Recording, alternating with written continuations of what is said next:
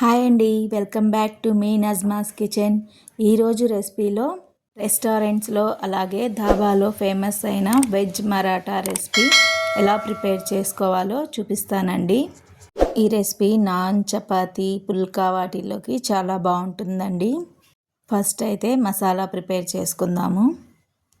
కడాయిలోకి 2 spoons oil వేసుకొని heat అయ్యాక 1 spoon జీలకర్ర, 1 స్పూన్ ధనియాలు, అలాగే 4 లవంగాలు, 5 మిరియాలు, 1 ఇంచు దాల్చిన చెక్క, 2 ఇలాచి, అలాగే ఎండు కొబ్బరి ముక్కలండి. ఒక కొబ్బరిలో నుంచి హాఫ్ తీసుకొని కట్ చేసి వేసుకోవాలి. అలాగే 2 పెద్ద ఆనియన్స్ తీసుకొని స్లైసెస్గా కట్ చేసి వేసుకోవాలి. ఆనియన్స్ ఎర్రగా ఫ్రై అవ్వాలండి. ఆనియన్స్ ఫ్రై అయిన తర్వాత 1 ఇంచు అల్లం ముక్కలు, అలాగే 7-8 వెల్లుల్లి రెబ్బలు, 1 పచ్చిమిర్చి, 1 10 జీడిపప్పు వేసుకోవాలండి.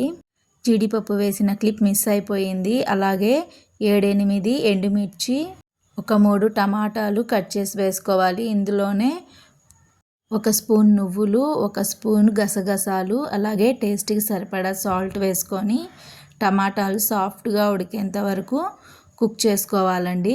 అవసరమైతే కొన్ని నీళ్లు కూడా వేసుకోవచ్చు. నేనైతే ఇక్కడ వాటర్ ఏమి యూస్ చేయలేదండి, నాకు టమాటోలోని వాటరే సరిపోయింది.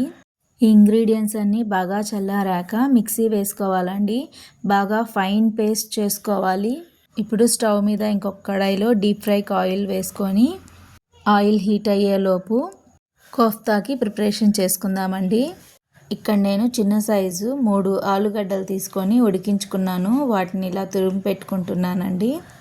మీరు పెద్ద వేసుకుంటే 2 వేసుకోండి, సరిపోతాయి. అలాగే ఇందులోకి 1 కప్పు బీన్స్, క్యారెట్, అలాగే క్యాబేజ్ సన్నగా కట్ చేసి వేసుకుంటున్నానండి. నాకెందుకో క్యాబేజ్ కొంచెం ఎక్కువ అనిపించింది, అందుకని 1 కప్పు వరకు పక్కకు తీసేసాను. ఇప్పుడు ఇందులో 1 స్పూన్ వరకు అల్లం వెల్లుల్లి పేస్ట్, అలాగే 2 స్పూన్ వరకు ధనియా powder, 1/2 spoon garam masala, 2 spoons కారం, 1 స్పూన్ చాట్ మసాలా, కొంచెం కసూరి మేతి క్రష్ చేసి వేసుకోవాలి. ఇప్పుడు బైండింగ్కి 2 స్పూన్స్ వరకు కార్న్ఫ్లోర్, అలాగే 3 స్పూన్స్ శనగపిండి వేసుకోవాలి. లాస్ట్లో 1 స్పూన్ వరకు సాల్ట్ వేసుకొని కొత్తిమీర కూడా వేసేసుకొని పైన మంచిగా కలుపుకోవాలండి. ఒకేసారి గట్టిగా కలిపేయకండి. అలాగే 1 స్పూన్ వరకు గీ కానీ ఆయిల్ కానీ వేసుకోండి. నేనైతే ఆయిల్ వేసుకున్నాను. ఇప్పుడు వాటర్ ఏమీ వేయకుండా ఈ వెజిటేబుల్స్ అన్నిటినీ బాగా కలుపుకోవాలండి. మరీ గట్టిగా కలపకూడదు, వాటర్ బయటికి వచ్చేస్తుంది, అన్నీ పచ్చి వెజిటేబుల్స్ కాబట్టి. మనం ఇందులో ఆలుగడ్డ, శనగపిండి, కార్న్ఫ్లోర్ వేసాం కదా, ఇవి బైండింగ్కి బాగా యూజ్ అవుతాయండి. ఇలా డౌ ప్రిపేర్ చేసుకున్న వెంటనే కోఫ్తాలు చేసేసుకోవాలండి. వెజిటేబుల్స్ అన్నీ పచ్చివి కాబట్టి సాల్ట్ పడగానే వాటర్ బయటికి వచ్చేస్తుంది. అందువల్ల ఎంత త్వరగా వీలైతే అంత తొందరగా చేసేసుకొని పక్కన పెట్టుకోవాలి. ఇలా చూపిస్తున్న విధంగా సిలిండర్ షేప్లో చేసుకోవాలండి. ఇలా అన్నిటినీ ప్రిపేర్ చేసుకొని ఒక ప్లేట్లో తీసి పక్కన పెట్టుకోవాలి. ముందే మనం డీప్ ఫ్రైకి ఆయిల్ పెట్టుకున్నాం కాబట్టి ఆయిల్ కూడా హీట్ అయిపోతుంది. ఇందులో 5 to 6 వరకు వేసుకొని కోఫ్తాల్ని ఫ్రై చేసుకోవాలండి. హై ఫ్లేమ్లో అస్సలు పెట్టకూడదండి, మీడియం టు లో చేసుకొని ఫ్రై చేసుకోవాలి. అన్నీ పచ్చివి కాబట్టి లోపల ఫ్రై అవ్వవు తొందరగా. హైలో పెట్టామంటే పైనంతా కలర్ వచ్చేస్తుంది కానీ లోపల పచ్చిగా ఉంటాయి, కాబట్టి చూసుకుంటూ ఫ్రై చేసుకోవాలి. ఈ కోఫ్తాల్ని ఇలాగే స్నాక్గా కూడా తినొచ్చండి. ఇలా కర్రీలా చేసుకునేటప్పుడు కొన్ని ఎక్కువ ప్రిపేర్ చేసుకుంటే పిల్లలకి స్నాక్గా కూడా పెట్టవచ్చు. ఇప్పుడు గ్రేవీ ప్రిపేర్ చేసుకుందామండి. ఇంకొక కడాయిలో 2 స్పూన్స్ వరకు ఆయిల్ వేసుకొని అలాగే 2 ఆనియన్స్ ఇలా సన్నగా కట్ చేసి వేసుకోవాలి.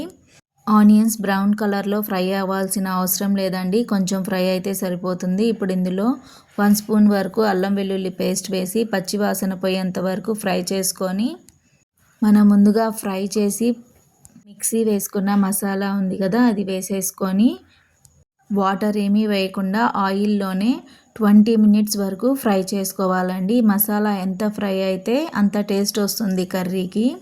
ఇప్పుడు 1/2 కప్ వరకు వాటర్ వేసుకొని వాటర్ అలాగే మసాలా 2 బాగా కలిసి కుక్ అయ్యేంత వరకు కలుపుతూ కుక్ చేసుకోవాలండి. మరీ ఎక్కువ వాటర్ వేయకండి. గ్రేవీ థిక్గా ఉంటేనే బాగుంటుంది. ఇప్పుడు ఇందులో కొంచెం గరం మసాలా, కసూరి మేతి వేసుకొని ఒక 5 మినిట్స్ కుక్ చేసుకొని స్టవ్ ఆఫ్ చేయాలి.